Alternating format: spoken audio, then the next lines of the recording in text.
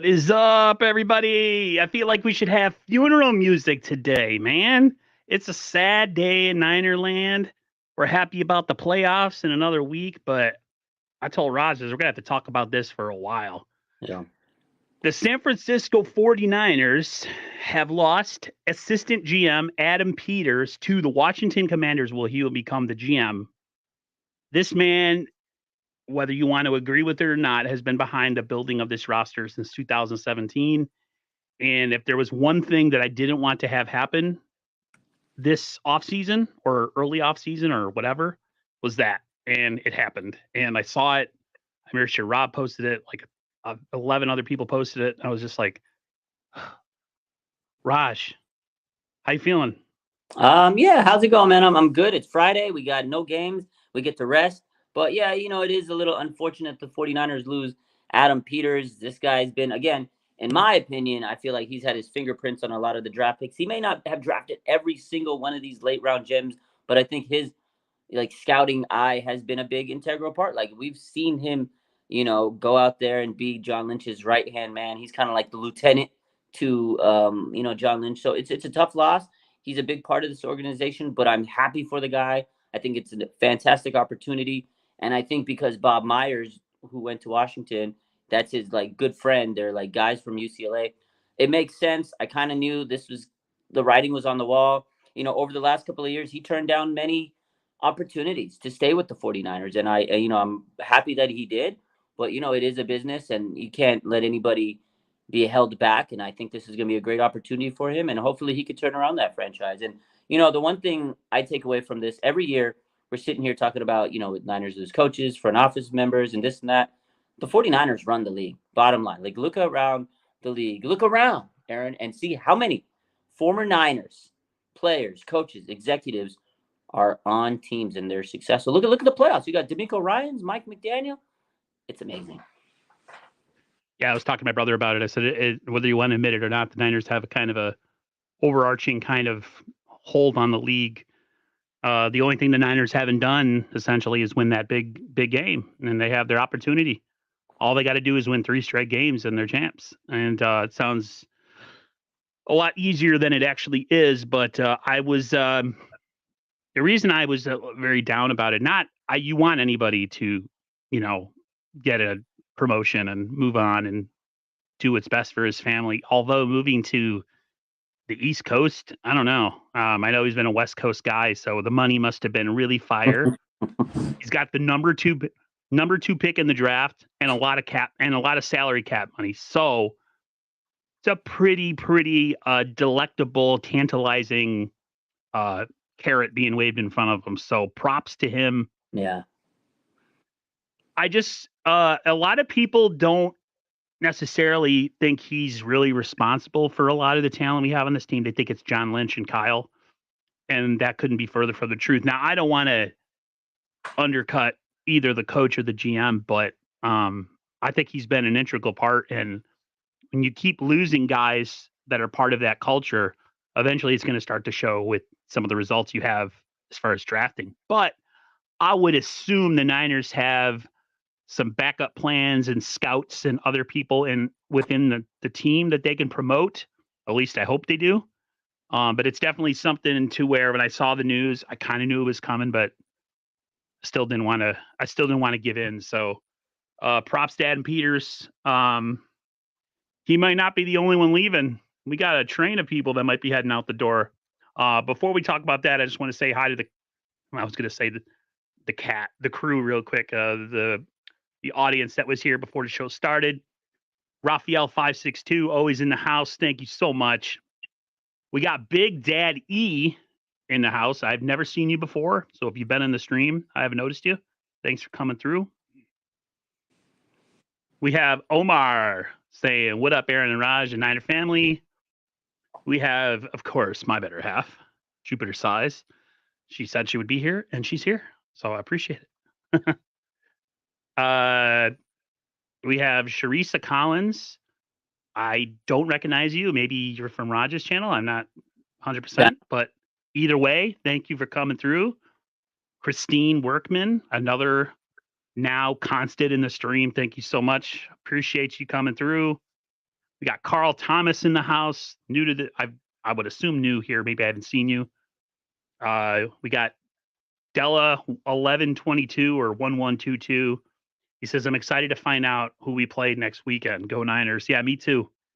We got the one and only Bring Tom Ocean in the house. What's up, my man? Hector. A lot of names I don't recognize here, man. This is great.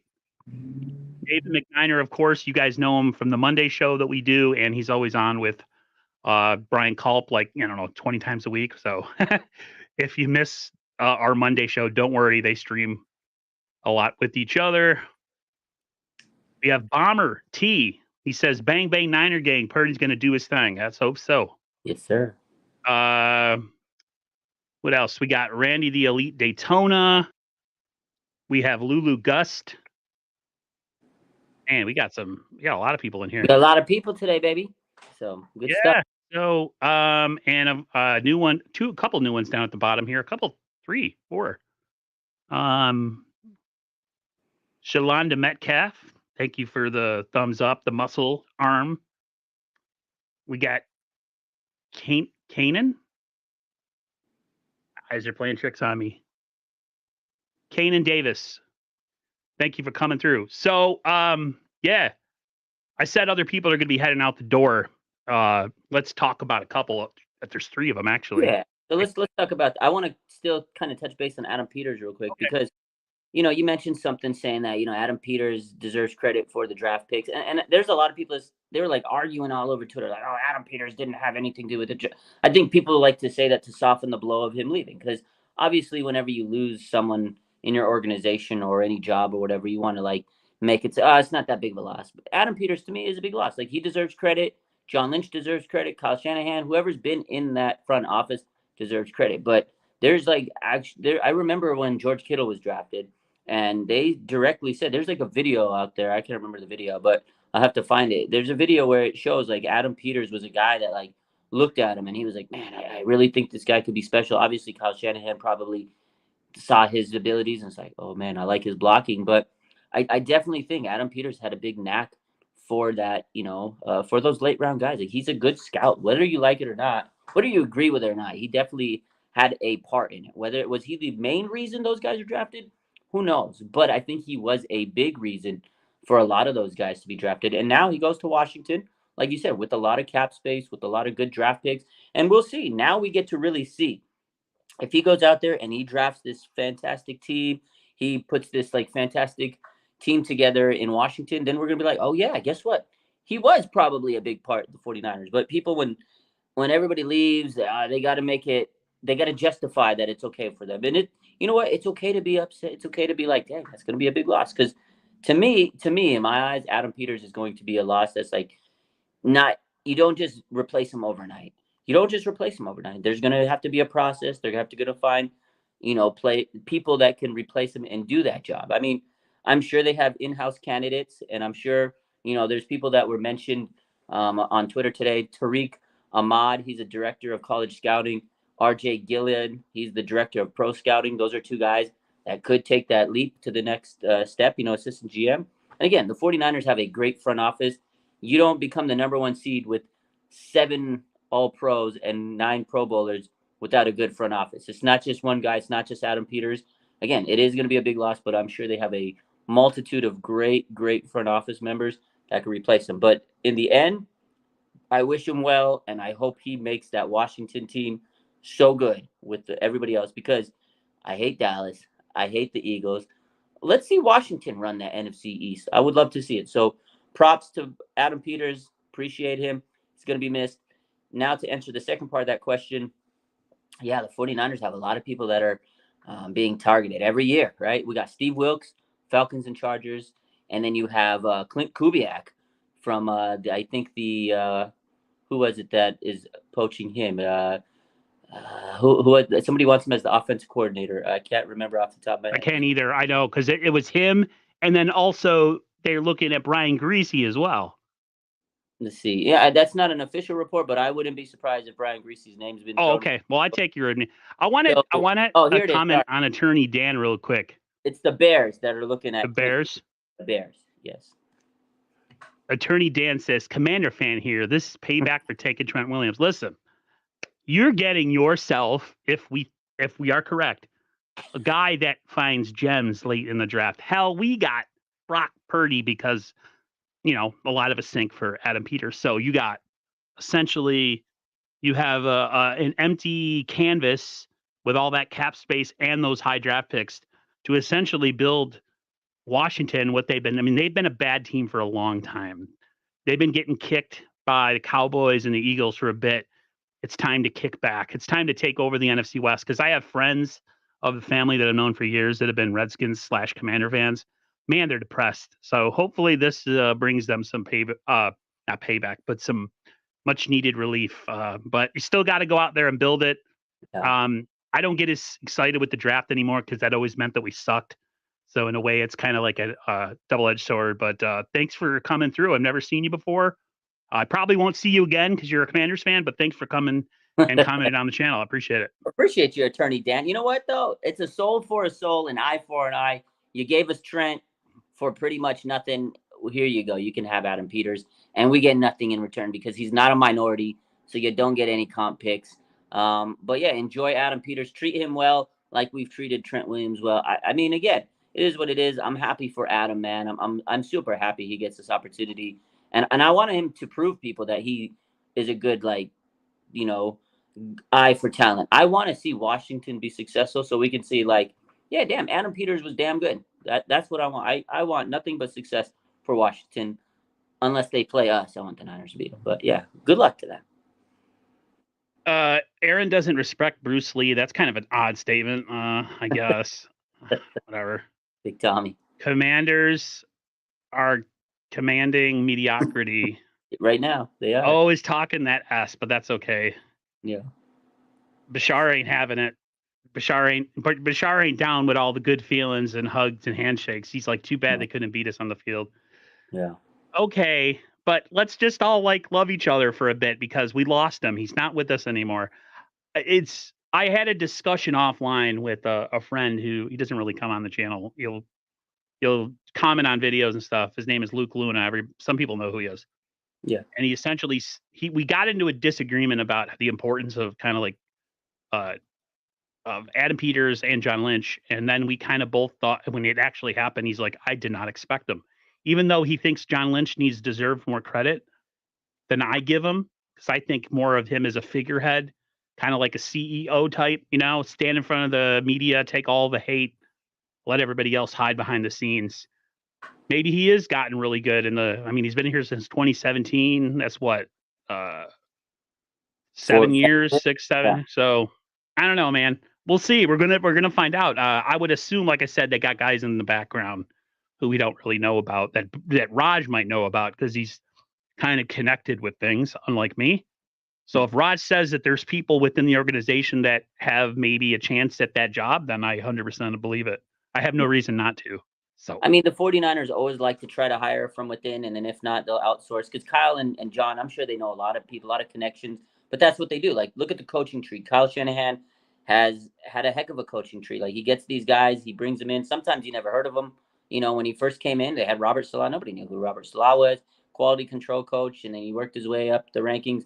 Kyle brings him in, and now he's a head coach. D'Amico Ryans, he was kind of waiting in the wings, although we knew him from his playing days. But the 49ers have great coaches, and that's what they're known for, and that's why they get poached every year. And, yeah, I think the 49ers will be able to absorb this and figure out the next guy. Maybe it's going to be in-house again, but maybe it's going to be someone that they have kind of waiting in the wings, stashed somewhere. We don't know, but I think it's definitely going to be one of those situations where the 49ers know who they want. I feel like Kyle and John Lynch, they do a great job in terms of getting this team the people they need and the right family, basically, to run this operation. And, you got to think about John Lynch. I think a lot of people don't give him enough credit. Like you said, I honestly give John Lynch a lot of credit. I think he's been a great GM. When they first took over, they made some mistakes. They made some rookie mistakes. Obviously, passing on a quarterback that first year and trying to get Solomon Thomas. You live, you learn, you make mistakes. But I feel like the last couple of years, Lynch has figured it out, man. Like, he's got it. He's become aggressive. He makes mid-season trades. He makes moves during the season when you're like, okay, this guy's hurt. Let's go sign. Let's go get Randy Gregory. Let's go get Logan Ryan. We got a bunch of people injured. Let's go get Eric Harris. Okay, let's go get CMC. Let's go get Chase Young. Like, the 49ers have become such an aggressive team. Go trade draft picks. F these picks, right? Before, they wanted to hold on to those draft picks. They were like, cool, we need a quarterback. Here you go, Miami. It didn't work out, but they're willing to take the risk. They're trying to get that Super Bowl. And I think a lot of that is John Lynch. And I don't think he's just the face. I think he is a good voice for this team. I think he's been a great GM and now president. I think that was his initial role, is because he's so good at speaking. You know, he used to be an announcer. He's good at public speaking. He's smart. He's a Stanford guy. Like, he's smart. And I think he utilizes that well to portray, I'm, the voice, I'm the face of this team. But I think he makes a lot of decisions. He's a very smart guy. He's been in the league, as a Hall of Fame safety. I think he knows talent, and I think he's a big part of it. But I feel like his right-hand man was Adam Peters. But, I mean, this front office, I feel like, has done a stand-up job. And John Lynch needs credit. Kyle Shanahan doesn't get enough credit. I was talking to someone last night, and they were slamming Kyle. Oh, he's a choker, and he's not going to get it done, and I'm not going to give him credit until he figures it out. I'm like, dude, I'm tired of people hating on Kyle. Like, I've been Why be that kind of Niners fan? Why live like that? It's just silly, man. Like, I get it. He's such a waste. I get it. 2018. Like, I know he's had like his downfalls, but I feel like this is the year with this talent, this team. Brock Purdy, he hasn't had a quarterback. Like, look at Andy Reid, and I always use the Andy Reid example, because he was a coach that got so close, and he couldn't get it together. He finally got the quarterback, and now he's become a legend. And I think Kyle Shanahan finally got his quarterback, and I think he's on the cusp of finally getting the monkey off his back. But they deserve the credit, because, again, look around the league. So many 49ers are in a big role, coaching job, coordinator position, front office position, like Bobby Slowick, right? He used to be the passing game coordinator. That's the guy Clint Kubiak took over for, right? So that guy, he went to Houston with D'Amico. Obviously, D'Amico is going to take guys he knows from the Niners. But now he's getting looks to become a head coach. Like, that is the Kyle Shanahan tree. Like, he produces some great coaches. Put some respect on that, man. And speaking of the coaches, I want to ask you. So, yeah, we might lose Clint Kubiak. We might lose Steve Wilks. I don't know if we will, but if we do, like, it's tough, because now we got to go into these playoffs knowing we might lose a coach. It's hard to focus when you have all this outside stuff going on. So, yes, I know this team is great, and all they got to do is win 3 games, but there's a lot of outside stuff. How can they stay focused? And do you think this is a big distraction for the team? What are your thoughts on it?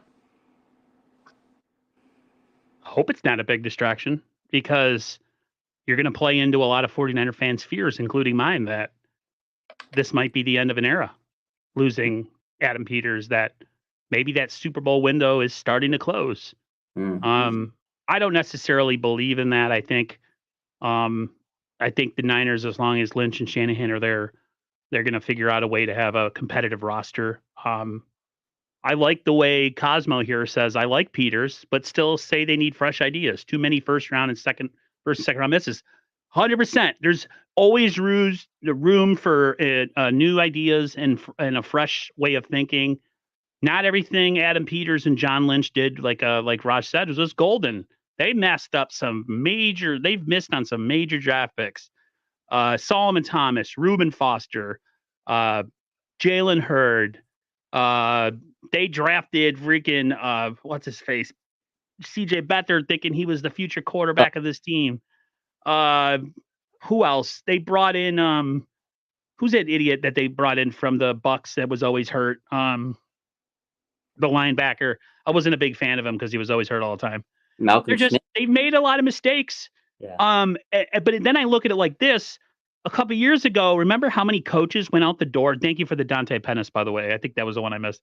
Oh. Remember when all the coaches and all those people went out the door in that one off season? It was like 11 or 12. Mm-hmm.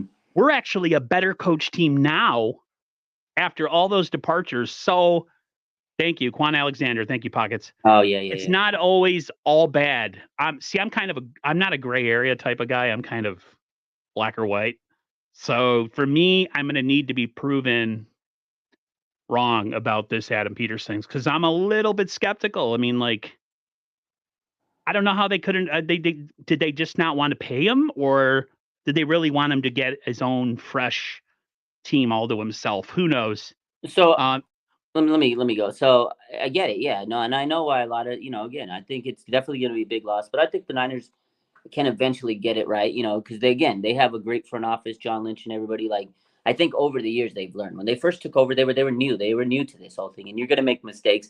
But it's a lot better than when they had Chip Kelly and Jim Tomsula and Dennis Erickson. There were some bad years for 49ers. Like I remember these dark days. I mean, there were some good years, Jim Harbaugh, but Balky kind of messed that up. But if you really think about it, this is one of the best regimes the 49ers have ever had. Like, it's amazing, man. The talent they've put together, the draft.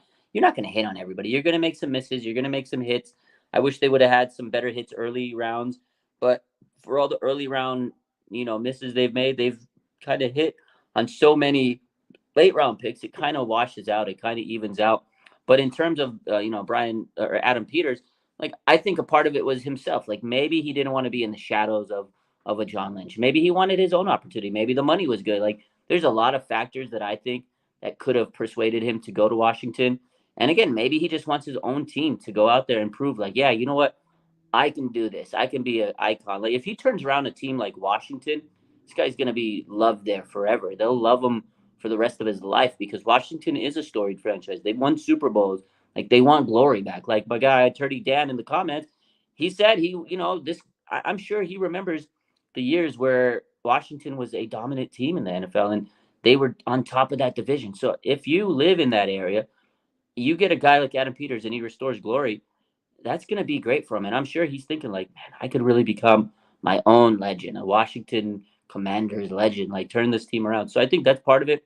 And again, I think the other factor is Bob Myers. That's his guy, man. When you are doing Crazy. things with like your friends and you're doing things with people that you like truly respect, you love it. Like, it's not a job. It's just like, man, you go to work, you go. It's like going to your boy's house. It's like me and you. We do the stream every week, and it's like fun. It's like I have a great time doing it. It's a And pleasure. we talk outside the stream. Yeah, exactly. You know what I mean? So like if me and you, Just if we were like Bob Myers and Adam Peters, we'd be like, yo, let's go run a team together. It's like the dream when you're boys. So I think that's part of it.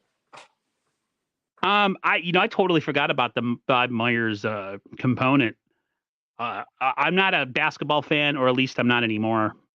And I'm kind of seeing what's going on with the Warriors. They're at the end of a dynasty, and they have to unfortunately go through some dark days again. I was listening to KNBR. I'm not a big KNBR guy anymore. I've kind of gone to more 95.17 a game, but they made a good point of like, you either hang on to these guys and just continue to go through something with no hope, Mm-hmm. or you start to trade off pieces and hopefully in 5 to 6 years with better draft picks and this, that, and the other, you start to rebuild and it's the same with football. Like, you have to give to get. If you're not willing to spend the money and you're not willing to go through the pain of a bad season and you keep putting little band-aids on things, you're never going to get any better. And the Commanders pretty much were like, all right, ripping the band-aid off. We got rid of our crap ass owner from before. Now we got this new front office. Now we're bringing in a real GM from a real team.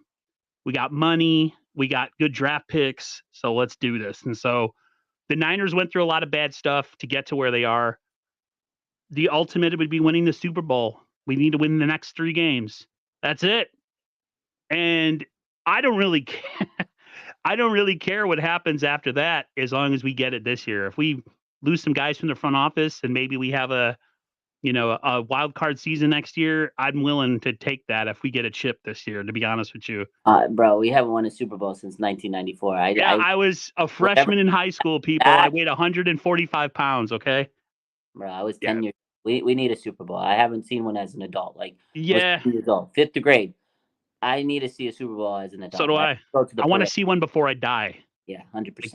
Like, I need to take my daughter to the parade, man. That's what we need to do. I need to call into school, hey, she's sick today. She's got Niner-itis. We're going to the parade. I don't know what's going on. Hey, baby girl, get you Niner. We are going to the parade. Like, that's what I need. My man, let's talk about this. We had 7 All-Pros, 5 first-teamers, 2 second-teamers. Yep. He pulled a list out in case anybody. I think I got a graphic here for you. Pull it up. Pull the graphic. I might have it. I might not. Get the graphic up. Let's see Here it is.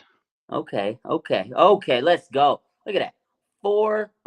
7 All-Pros, man. We have Kyle Juszczyk, the first time fullback was ever allowed to become an All-Pro. This is the first year. He's been fighting for that, finally gets recognized. George Kittle, the only tight end to get 1,000 yards receiving this year. Trent Williams, the freaking perennial All-Pro. All-Pro Fred Warner, this is one of the only unanimous All-Pros, and Christian McCaffrey. Those two guys were two of only 3 players to be unanimous All-Pros. The other guy, Tyreek Hill, and then second team All-Pros, Brandon Ayuk and Mooney Ward. And you know what's crazy? Brandon Ayuk didn't make the Pro Bowl, but he makes the All-Pro list. So I love to see that for him. This man's going to get paid so much this offseason. But shout out to the Niners. Where's Debo? That's what I want to know. Yeah, I think he could have been on second team, but that receiver list is pretty good. Like Mike Evans, CeeDee Lamb, Tyreek Hill.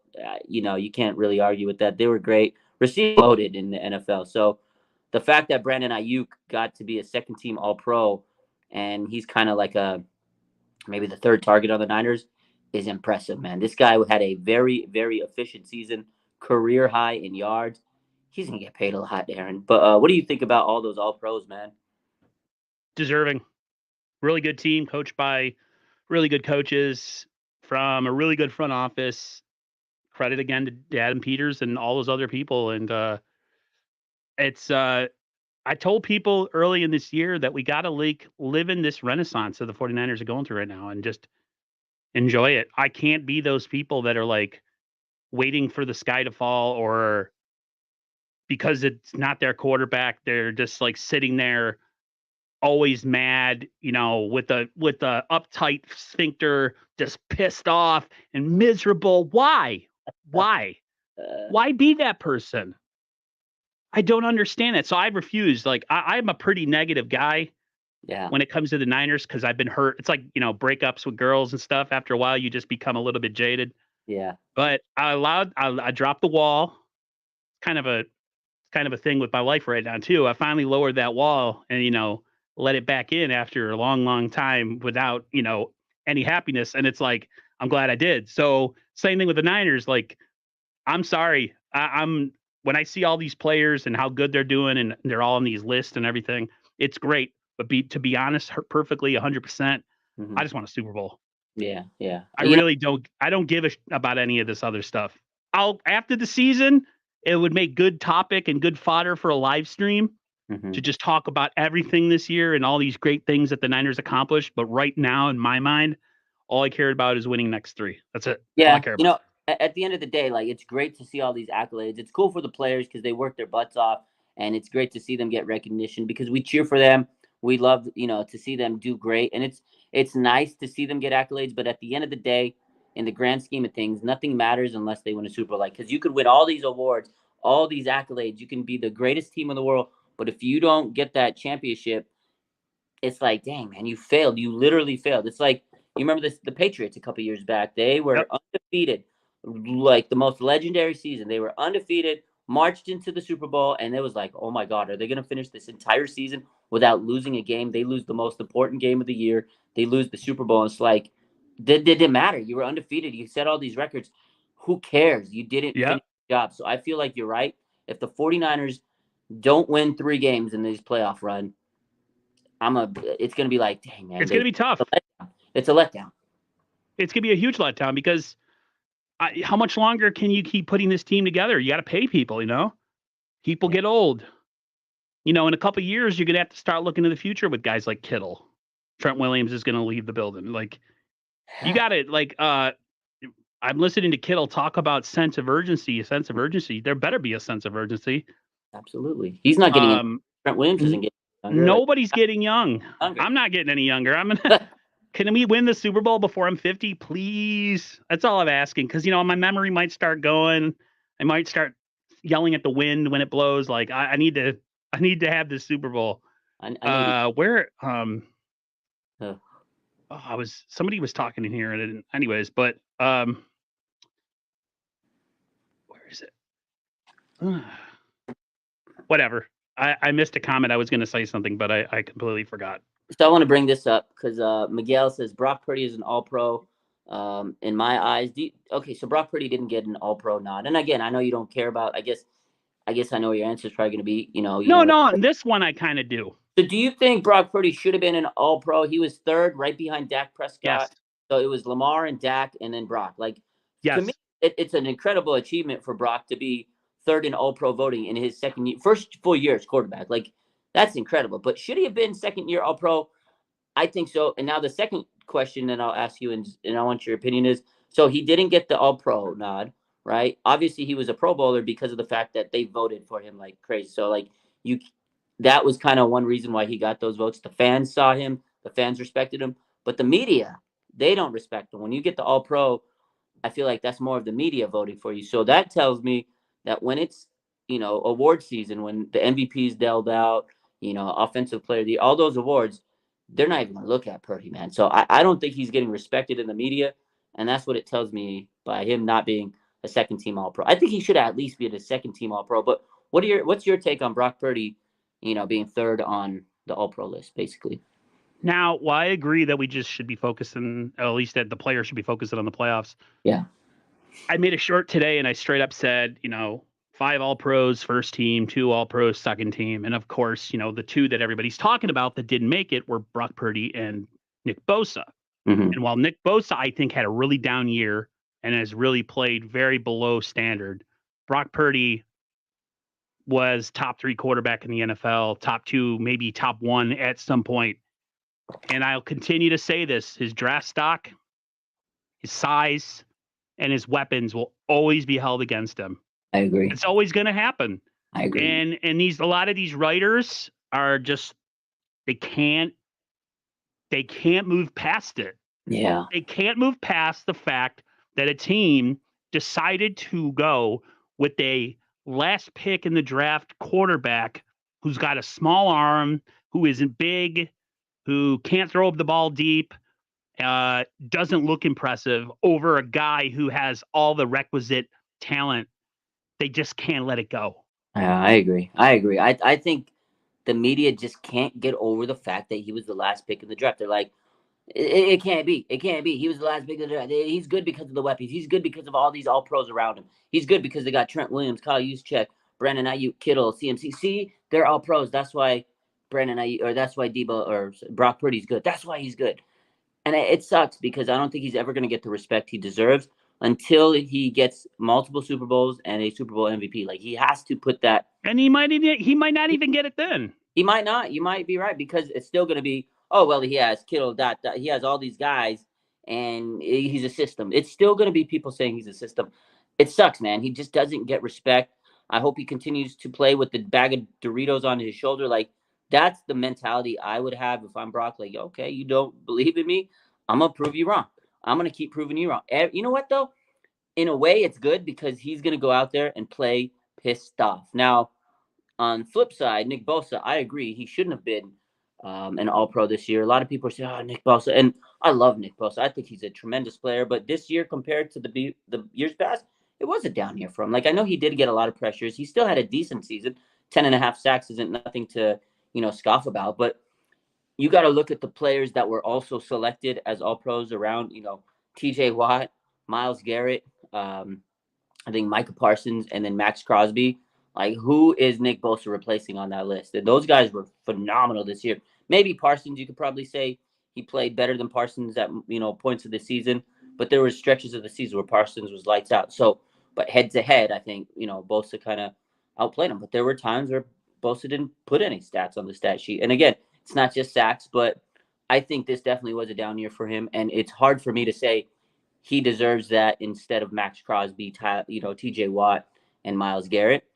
You can't say he did. And those guys played absolutely fantastic this year. I think Nick Bosa is going to see this and say, okay, next year, I got to prove that I am worth the money. Because I think there's a lot of people that said, you know what, Nick Bosa took the money and he kind of, fell off this year.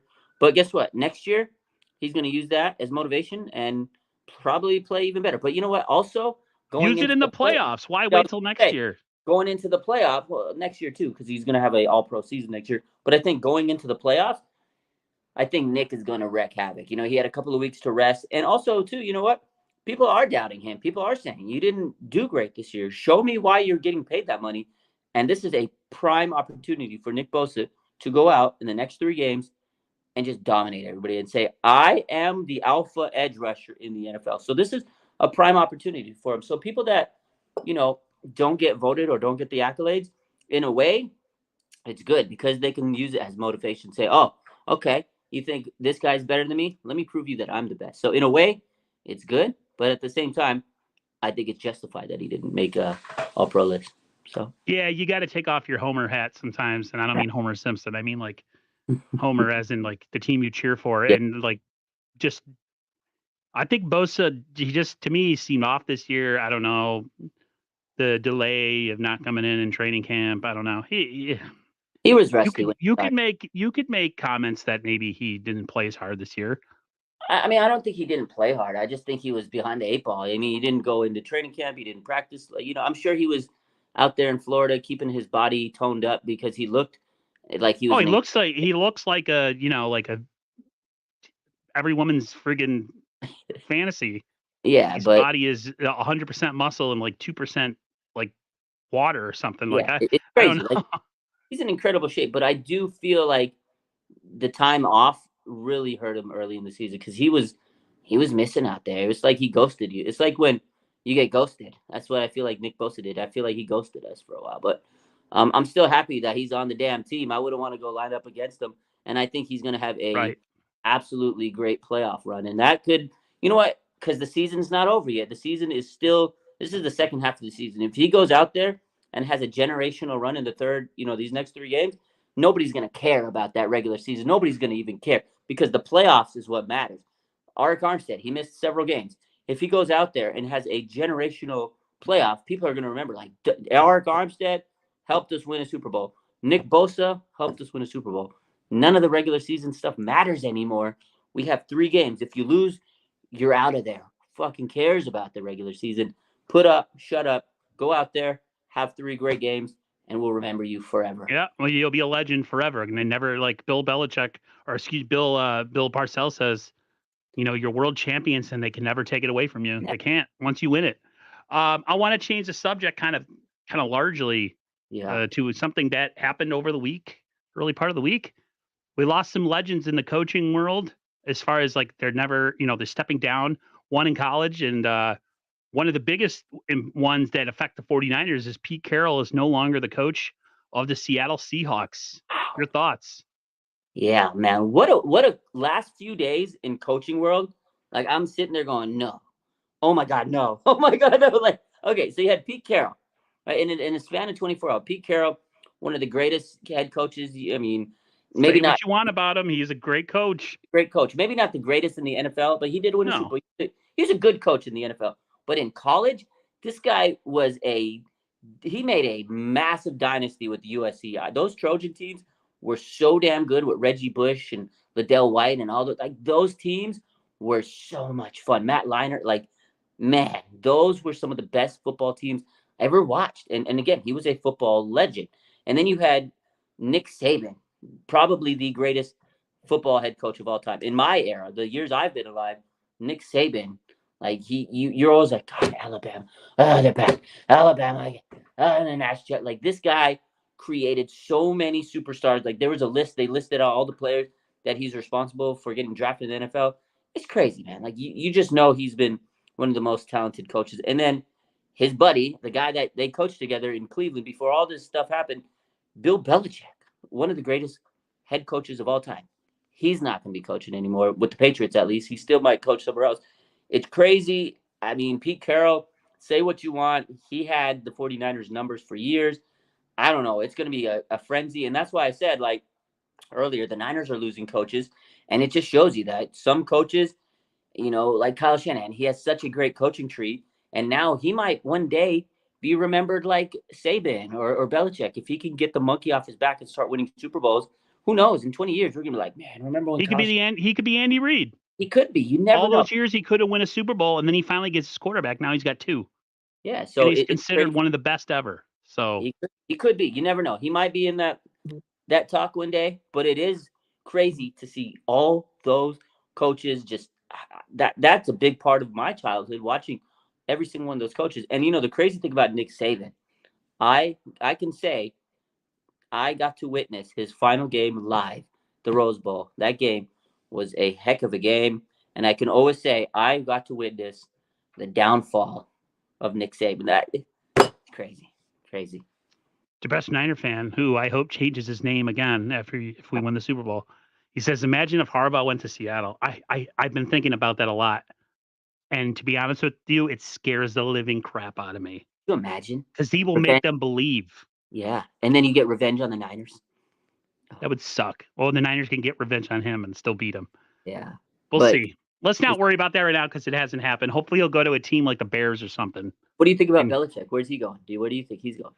I think Bill Belichick is going to go to a place like the Chargers. I think the Chargers would be the best destination. They got a great quarterback, Justin Herbert. I've heard rumors about the Falcons. If I'm him, I'm taking that Chargers job.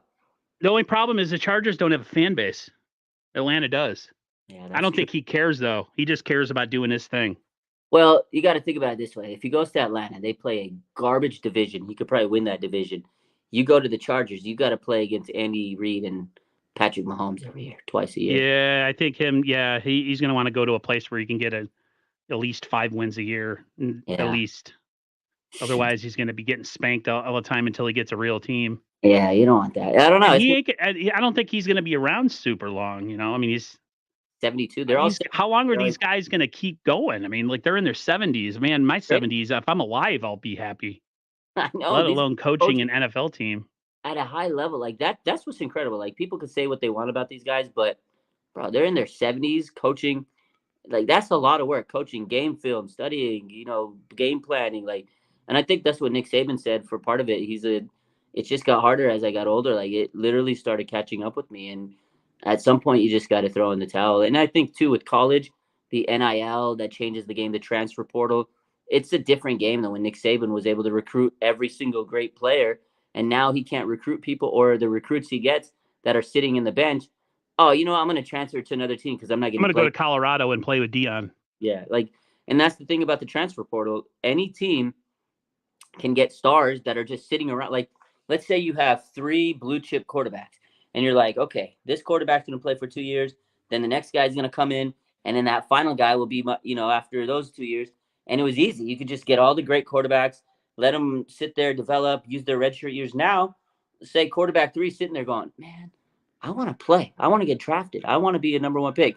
Guess what? I'm transferring from Alabama to Washington, and then you become this great quarterback, and then NIL deals, you get number 1 picks and stuff like. So the game has changed. Before, Saban and Carroll and all these guys, they were able to get these quarterbacks and these draft picks or these prospects and just sit them until they needed them. Now, those guys that are sitting, they're not going to sit around with their hands on their ass. They're going to go to a team that can use them and be a starter and showcase their talents. So, let's talk about something. I want to kind of bring it back to the Niners and the playoffs. Yeah. What is your biggest concern going into the playoffs? Just got to stay healthy, man. Because if this team can stay healthy, I don't see anybody beating them. There's no team in the NFC I feel that could beat the 49ers. If they're healthy and they're playing at their peak, I think they're going to be focused. Like George Kittle said, everybody's kind of locked in and playing with that focus. I think they do have a sense of urgency, like he said, and they're focused. But the one thing that can hurt them is just injuries. They're their own worst enemy. If they get hurt, we've seen it before. Like, look at the Miami Dolphins. They're a perfect study case of what happens when you lose all your best players. Yeah, their team is ravaged, man. Like if I'd be surprised if they win tomorrow against Kansas City, but I don't think they're going to. My brother doesn't think so either. It sucks because they lost so many players due to injuries, and that's unfortunate.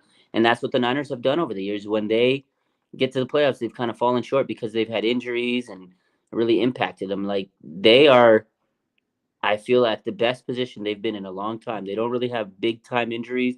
There's been a few injuries, like Talanoa Hufanga. You could say that's probably Clelin Ferrell. Clelin Ferrell, but Arik Armstead's back. CMC will be back. I feel like they have enough depth to absorb those 2 losses. So I feel compared to the rest of the league, like they don't have like one of their most important players out. Like Christian McCaffrey is going to be there, Debo, Kittle, Ayuk, Purdy, Trent Williams, like the main guys they need, Fred Warner, they're going to be there, and they got good depth. They made sure to get good depth. They went and got veteran, Joseph Day. They went and got Logan Ryan. They went and got these guys. Yep. So I don't know, man. If they can stay healthy, they're going to be Did you see, speaking of replacing people, what about a guy like Robert Beal? Let's talk about. Somebody made a video about him, and I was watching it, and I don't know who the guy is, and I'm not really trying to steal his thunder, but he was showing some of the he gave the positives of what he can do in his skill set, but then he was like he could never get in the starting lineup in college, and like what's the real reason, and that he talked about his size, his arm length, he's 6'4", he's a little light, but it was just like, what is this guy? Are we seeing like a really raw version of a guy that in a couple of years could be something? And then you see a guy like Drake Jackson, who we took ahead of him, who's, not even going to be in the playoff run. And who knows, by this time next year, he might have been off the team for 4 months, 6 months by the time we talk about him next year. I know it's like a random question, but are you kind of intrigued? Or is he just going to be a forgotten guy? Like I'm somewhat intrigued by Robert Beal. Well, I'm absolutely. He's a secret weapon. Like let's talk about this because, okay, first reason I think Robert Beal didn't get starting reps is, he's still raw talent in college. He played at Georgia. Georgia's D line it's pretty damn good. So like to crack that starting line, you had to be like this crazy talent, which he was, but he wasn't as good because he was still kind of in the depth chart lower, and he was still developing, and he's a speed guy, but he's really good. I think if he would have been a starter anywhere else, I think people would have saw him flying off the film, the tape. This guy's quick, but I think, again, he doesn't really have a lot of polished moves. He's still kind of, just raw, and I think that's why Chris Kasurik saw him, and he's like, holy crap, I can make this guy something. I can mold this guy into... Mold him. Some time. He's just this raw prospect. But the great thing about Robert Beal is, he was hurt at the beginning of the season.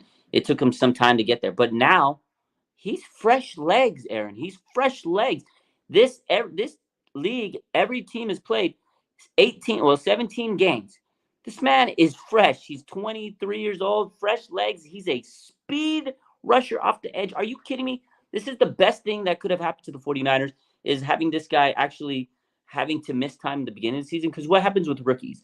They play, they get tired, they hit a wall, and then they can't do anything. But now it's the reverse. He hit his wall early. Now he's fresh and rested and ready to go down for the stretch run. So 3 games, this guy can give this team so much reps.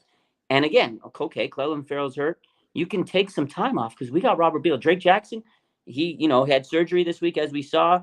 And guess what? Take your time, young buck, because we got Robert Beal, and he's fresh, he's ready, he's hungry. That's a lot of people are forgetting about him, including myself, because I was thinking, like, he's the X factor. We got Gregory, but we're losing out not having he's going to be the Ferrell. I feel like if we make the Super Bowl, we'll have Clelin Ferrell for the Super Bowl. I think Clelin will be there maybe by the NFC Championship, maybe the Super Bowl. But I think he's the reason why they're like, okay, Clelin, take some time, rest. We got Robert Beal. He's speed off the. This man is pure speed. And guess what? If you're double teaming Nick Bosa, you're not going to be worried about if this guy has technique. He's going to be running past your ass. What are you going to do with Nick Bosa? Rush the quarterback, man. That's all we want you to do, homie. All we want to do. Rush that quarterback, put fear in his eyes, make him uncomfortable, and make him spin and turn. Oh, crap, Nick Bosa's right here. Robert Beal, to me, is my X-Factor secret weapon for the playoffs. Nobody's talking about this guy. Great point. I'm glad you brought him up. Thank you. One thing that I asked you at the beginning, what concerns you? My concern, I already saw it in the comments. My concern is Jake Moody. I have no confidence in him.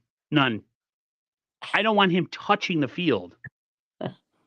His body language, I said it on a stream the other day. I want to slap the shit out of this guy. Oh, God. I'm not worried like everybody else is. Again, you got to remember, man, they didn't have Brock Purdy, CMC in that game. I don't think it's going to come down to kicks. And you know what? That's too many. No. He's missed 5 field goals in the season. Robbie Gould did that last year. He missed 1 extra point. People are overblowing it. It was a meaningless. This is a game last week that you want to make. You get That's why you should be making them because it's no, get it out of your meaningless. system. I'm not worried about Jake Moody. I'm You know I not. love you, man. I'm just I he know. just his whole aura just Dude, doesn't sit well with everybody me. else is sick. Trust me. I'm trying to stay positive, Aaron, because I'm not gonna lie to you though. If it does come down to a game-winning field goal, I'm gonna be pacing. I'm gonna have Maylocks, just like eating tons of Maylocks. I'm gonna be like, oh my god, oh my god, oh my god, oh my god. I'm not gonna say I'm not nervous, but I think he's going to be fine. And again, I don't expect the 49ers to have to be in that situation. Yeah, win all your games by 20 points, guys. Yeah, baby, do it. Yeah, be like how we were during the regular season. He looks like a weasel, right? Don't he? He looks like a weasel, but like he kind of reminds me of like Elvin and the Chipmunks, man. Like he just Oh man, y'all. he has a very punchable face. Put it Okay. that way. I get it. Listen, man. I know I'm a freaking aggressive No, guy no, when no, it comes no, to no. I want to say this because I've said it all season long. Kyle Shanahan drafting him this early will always put him in this because people are always going to say, "Well, you shouldn't have drafted the kicker." He's been under the pressure cooker from day one, so I think he'll be okay. But you're right. The moment he gets, if he has to go for a game-winning field goal in the playoffs, that is going to be his defining moment for the rest of his young career. Because if he makes it, everybody's gonna love the guy. They're gonna just, oh my God, Jake Moody, oh we love you. Oh my God, he's the hero. If he girls misses, will be saying they want Jake Moody to yeah, have their yeah. baby. If he misses it, Aaron, if he misses a game-winning field goal or Pitchforks or whatever the case, this man better deactivate every single social media account he has because he's going. And I hate this. He's gonna get a lot of threats. It's gonna be nasty. I get threats when the team loses. I know the players do. I've seen what? it. I've seen players get nasty like you see it on No, my but I'm gonna hold on. You said you get threats? all the time, bro. It's crazy. What do you have to do with them I know, winning? but that's how the fan base they get emotional, they get sick to their stomach. Come But after me. but the other thing is in the comments, you always see, oh fuck this, fuck Luno, fuck blah blah blah blah. You know, they get mad at the player that messes up. Okay, if that's just in the comment section of a post, imagine what they're saying to the actual player they're DMing, you know. So I used to be a jerk for a while, but I never threatened players. I used to just say they were soft and they sucked. I never went at a guy and was like, I hope you get sick with a disease or die. Like, that's just dumb. people I do it. Yo, used to. trust me. I've had players actually like show me the messages. Like, bro, look at this. What I was like, that's kind of crazy, dude. Man, who's that? Are you saying I'm all bark? No, no. I'm a dude. You want to threaten me? Please. I embrace it. I'm a psycho. I do hope that Moody has his head straight because I think a lot of This is totally what I was thinking. Is a Mood or not better pull a Mar in the playoffs. Otherwise, it's on site. You mean like someone's gonna kick his ass on site? Like that's the term. Somebody just rushes the field and does like a spinning heel kick and just. Listen, I'm not promoting. I'm not promoting violence. And Lola, the truth says, I want all the smoke always. Yeah, I want all the smoke. He does want all the smoke, but again, at the end of the day, whether you believe in him or not, he's going to be under a lot of pressure. Every kicker is in the playoffs. It's just you have one job. If you miss it, people hate you. If you make it, you're the hero. It's literally that simple. It's you make it, they love you. You miss it, they hate you. It's a lot of pressure for a kicker. That's your job. And if that's your job, you have one job all year, and then you go and do it, and you fail. It's tough, man. Julius says that Jake Moody only misses kicks when the game is a preseason vibe. That's the worst reason. I said that last week. I said, look at the preseason. Look at the game. Okay, the only game that wasn't the preseason vibe was that Cleveland game because that was an important kick. But pretty much, I feel like he missed like when the games don't matter. I feel like okay, he probably's like whatever, it don't matter. I'm just gonna be whatever. He misses them in bunches though. He does, but he got it out of his system. He better have got it. I just don't understand how you can be that mentally weak. Mentally weak. You're that fragile as a kicker. Like all somebody has to do is go timeout, and now you're gonna miss 7 kicks in a row. Wow, dude! I don't understand that. I don't know, man. I'd take Robbie Gould's teeny tiny leg over this Dude, and I was cheering, I was clapping and acting all ridiculous, like telling my brother, "We got the best kicker in the draft. Yay!" And Like, now I feel like a complete wiener, man. Like it's oh my gosh. you know what though? Like, here's the thing. Here's the reality of the situation. Which free agent kicker sitting on the couch that has who's gonna come in and dust their leg off? Robbie Gold's not Robbie Gold. he hasn't played all year. He's not gonna dust his leg off and all of his. You paid him $10 million for one game, 2 games, he would come to the 49ers. And what if he misses a kick? Then yeah, that's true. I don't it's know, man. Like a kick, every kicker, it's pressure, man. I got faith in Jake. I think he's gonna. This is my take. I think he's gonna make a game-winning kick or a big kick, and everybody's gonna give him his flowers. But just know this. Just know this. I don't think it's gonna need to come down to that point. I think there was a comment in there that says it's gonna take like a collapse for the 49ers to come down to a game-winning field goal situation. I agree. I just don't see the 49ers being in that position. I think this offense is going to do what it needs to do. Yeah, Chris says it would take a gigantic Niner collapse for a game to come down to a Moody game-winning field goal. I can't see any defense containing it. I 100% full seal stamp approve that. I 100% agree with that. The only thing that would be worse from Moody missing kicks is that people who make 49er rap to continue to re-release the same song 7,000 times. Like, Niner rap is corny to begin with, but when you kind of re-release it and kind of package it, but it's still the suck-ass song that it was in the beginning, that's just as bad as Moody missing kicks. So, yeah. Sorry. Wow. Like I said, I want all the smoke, baby. You want all the smoke, man. And I know Bashar appreciates what I just did. I did it for Bashar. Bashar is all about shock value. Don't bring a Niner rap to Aaron, apparently. I'm not going to bring me Niner rap, dude. I don't want to hear about 49er faithful ride with me. Dude, can we make a new song, please? Please? Oh, my God. Bringing all the smoke. Come at me. Don't come at him. Come at me. All here. Thoughts, Aaron, before we are done. So, wild card weekend. What are your thoughts on the NFC wild card, AFC wild card too? What are your thoughts this weekend on the games? What do you think? I'm not really focused too much in the AFC, to be honest with you. I guess I should be, but I'm just focused on the 4 teams that the Niners are going to face. Cowboys, Packers, Bucks, and Rams. I don't want to see the Rams. I'm be perfectly honest. People are like, why? Are you afraid? Yeah, in a way, maybe just because they're a rival team, they're a division team, and they know us. The best thing about the playoffs when you play teams that you don't play all the time is you have an advantage. Yeah. I forget how it goes. So it's the lowest seed remaining of the teams that are left after this coming weekend's games. So that would be, somebody said if Green Bay wins, they automatically come to San Francisco. Is that correct? What was that? So it's supposed to. I have no problem with E40, by the way. Just saying. So the playoffs, it's supposed to be the remaining.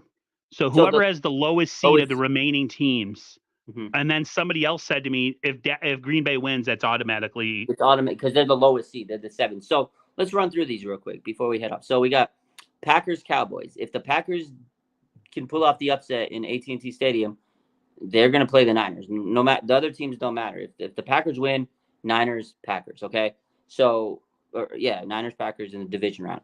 Packers got a good young team. They got some solid players. Jordan Love, he's played really good. He's been He's been on fire lately.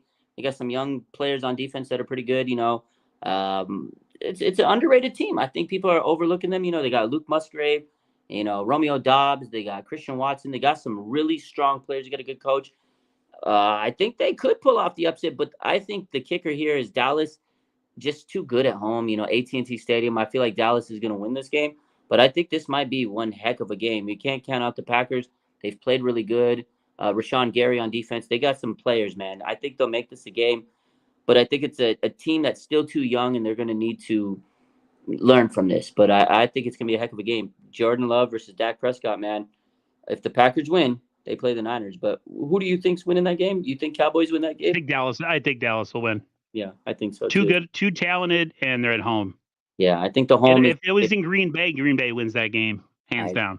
I agree. But Dallas at home is a different team. On the road, yeah, they're not so hot. So the other game, then if okay, so if Dallas wins, we don't have to worry about the Packers. So then NFC wildcard round, the other game would be Sunday at 5 p.m. This is the Rams Lions. Now, if the Rams win this game, then they play the 49ers because they'd be the lowest remaining seed if Dallas beats Green Bay. So you got the Rams and the Lions. This is a big showdown. You got Jared Goff playing his former team, Matt Stafford playing his former team. Like, this is the script writers. This was their game. This was the script writer saying, "Oh, we did it. Matt Stafford and the Rams versus Jared Goff of the Lions." This is the script writers like grand opening for the playoffs. This is going to be a heck of a game. The Lions, another team, young team. They're happy to be in the playoffs. They haven't been here for years. This is the first time they won a division. They really don't have any pressure. There's no pressure. They're just happy to be here. Rams are on a heater. This is a toss-up to me. I could see the Rams winning, but I could also see the Lions winning because they're. I'm going Lions. Are you? Mm-hmm. I'm going to take the Rams on this one, man. I just think the Rams are coming in hot. They got Stafford, McVay. That offense is heating up. Kyron Williams. I think. Where's the game? What's that? Where's the game? It's in Detroit. I'm definitely taking the Lions. If it was in LA, I could say a 50-50 split, but okay. I know anything, people. I don't know, man. I'm taking the Rams on an upset, and that would set up San Francisco versus LA. But I could see why the Lions, great team, Dan Campbell. This should be a huge win for that franchise. But if they lose, I think it's a game where they really learn and figure out what they do moving forward. But I mean, the Lions being in the playoffs, it's amazing for them. The last game, Monday night, the Eagles and the Buccaneers. If the Lions win, like you said, then it's going to be the Eagles versus Buccaneers. The winner of this game would play the 49ers because they'd be the lowest remaining seed. So Eagles, Bucks, the Eagles are on a free fall.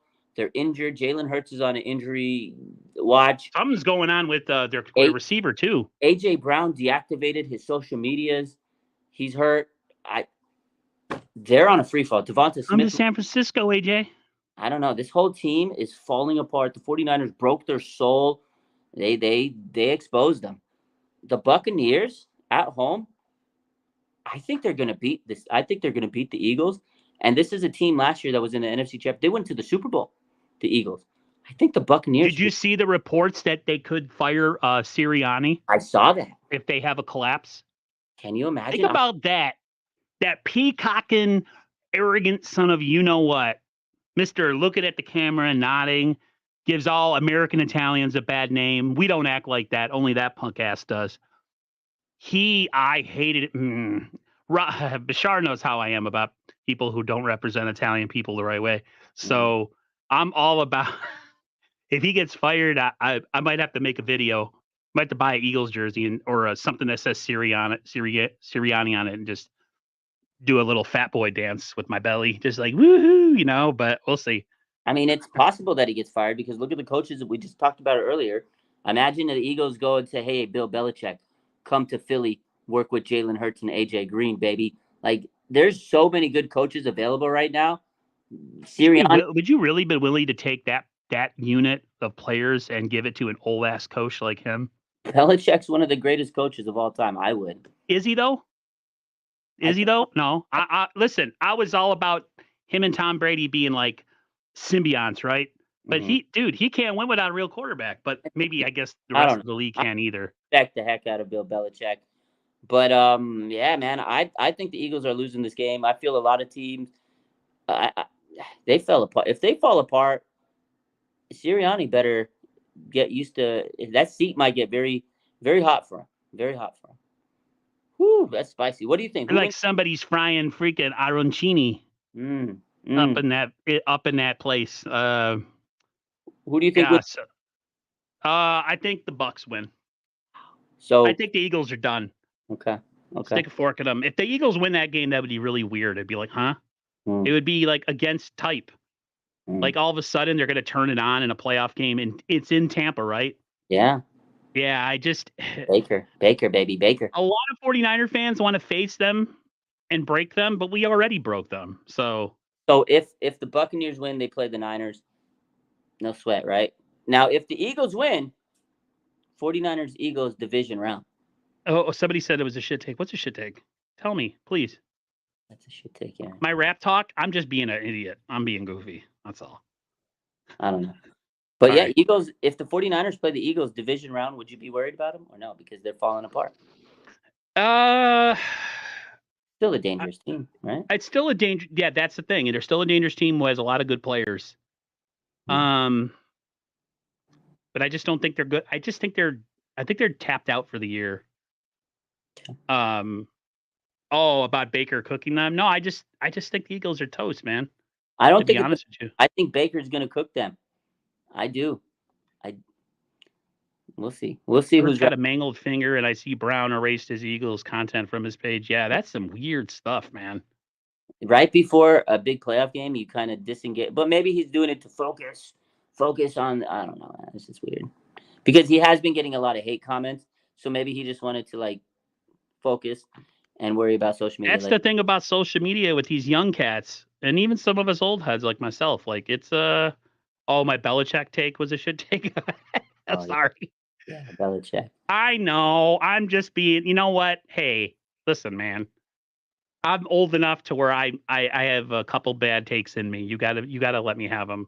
But yeah, you're probably right. He's probably a really good coach. I'm not even a Brady guy. I'm a Montana guy. Okay, so for me to give Brady credit hurts enough as it is. So Yeah. if I will I'm giving him credit, I will go say ahead. this, Aaron, about the Buccaneers. Like, I'm not.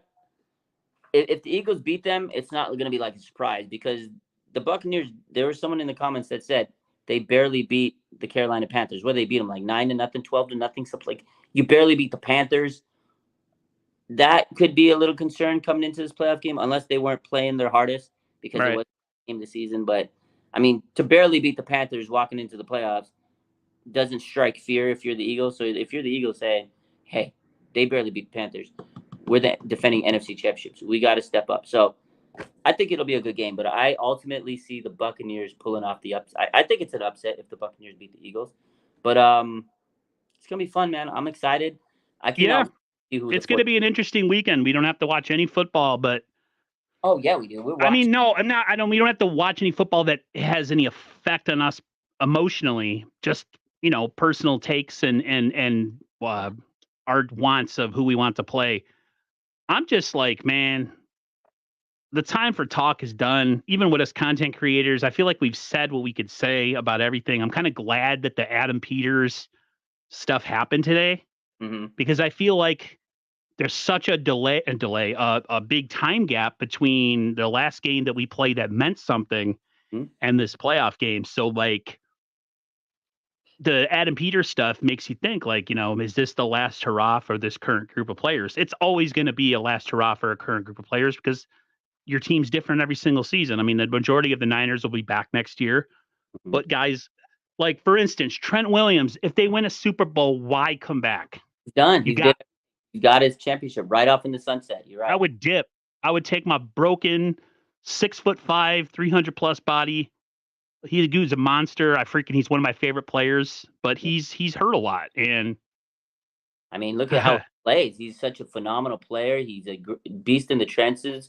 And he will defend his players.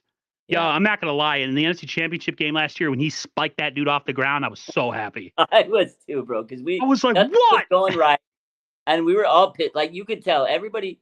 They probably were as pissed as us, not having a fair chance. And I felt like that was Trent Williams just doing that for the whole Niner faithful, like just taking out every single ounce of aggression everybody had. Like I think that was him just saying like, "F this, F you, I'm pissed." That was like what everybody. They were done anyways. I think so why not take a 180-pound defensive back and crush them? We needed that. I think every Niner fan needed that at that moment. That was therapeutic. I love Trent Williams, man. He's one of my favorite players of all time.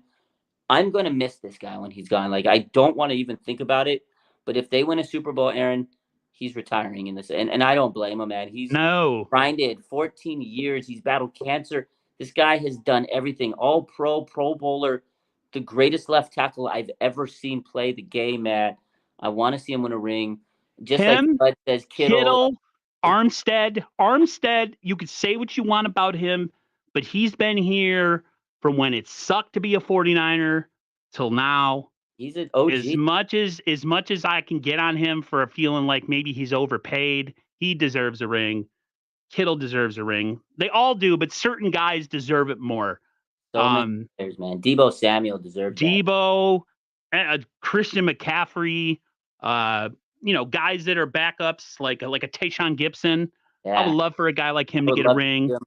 A freaking Fred Warner, man. He's the heart and Fred soul. Warner, I mean, all of them. You could say all of them, but there is certain guys who you look at them and they're like, if anybody needs a ring to kind of cap off their career, where Trent, they though. could say tomorrow I'm quitting.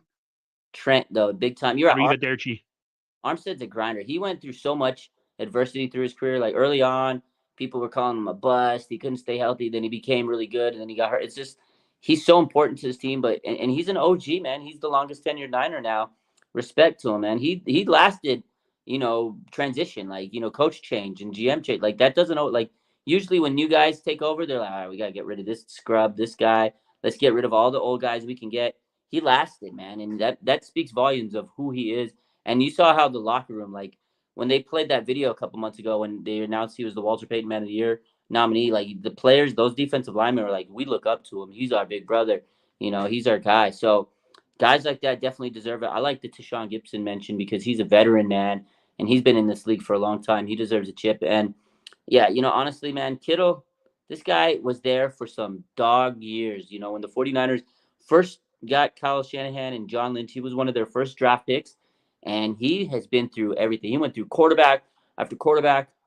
That season in 2018 was one of the worst seasons I could remember over the last couple of years. And he was the reason that I would wake up every week and say, man, I can't wait to see the 49ers. Even though they were dog trash, you just knew George Kittle over the middle. Kittle over the. That's when I used to stream the games. And I would be front and center. We'd watch it.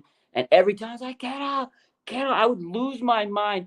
Kittle over the middle. That man made that season so much fun. Every time I see this, I'm always like, yeah. Bro, when he broke that record that year, I was just like, well, dude, George Kittle's the man, and he deserves a ring. Do you find yourself standing up when he does the first down and doing the same thing? Oh, always. Always.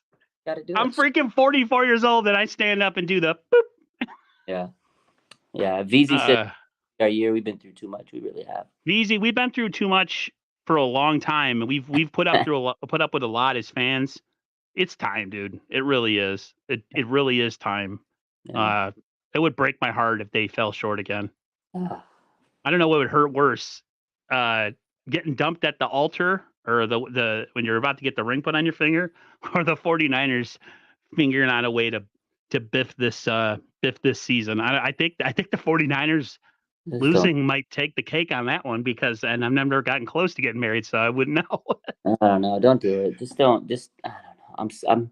You make me stressed now. So let's hope they put it together. I know. Hey guys, don't come at. Well, you know what? Come at me if they lose. I lost like 100 subscribers in 2019 when we lost. People just unsubscribed to the channel. Like they blamed me. Okay, so you want to blame somebody? Blame First Takes. Don't blame Raj. He's more connected than a lot of content creators out there with the 49ers. So if you want to believe anything from anybody, listen to that guy. I like the comments. Appreciate you, my man. I like the comments that say Kittle. Oh, he did say, I will be back with the vengeance. He's going to be back. I can't wait when they're in the Super Bowl and to play that clip. That clip's going to go mega viral. I can't wait to play it because Kittle's going to be back with the vengeance. So at least 100 people left my channel. That is crazy. They pieced out. They pieced. That sucks, man. I hope you have success. I love you, Aaron. You're a good dude. I don't. But and you guys say I'm crazy. I'm totally crazy. I'm insane. You are. But wouldn't want it any other way. Any final takes, concerns? What's going on with you this weekend other than watching? I'm on with Bashar tomorrow. Hopefully everything's good. Similar show, probably a similar vibe. There'll probably be some singing because I like to sing. One more question for you. Actually, two quick ones. Okay. What's your take on the 2024 opponents? We go to Miami and go to Buffalo next year. You need to make it. You need to come cross country. I know. Go to Buffalo with me.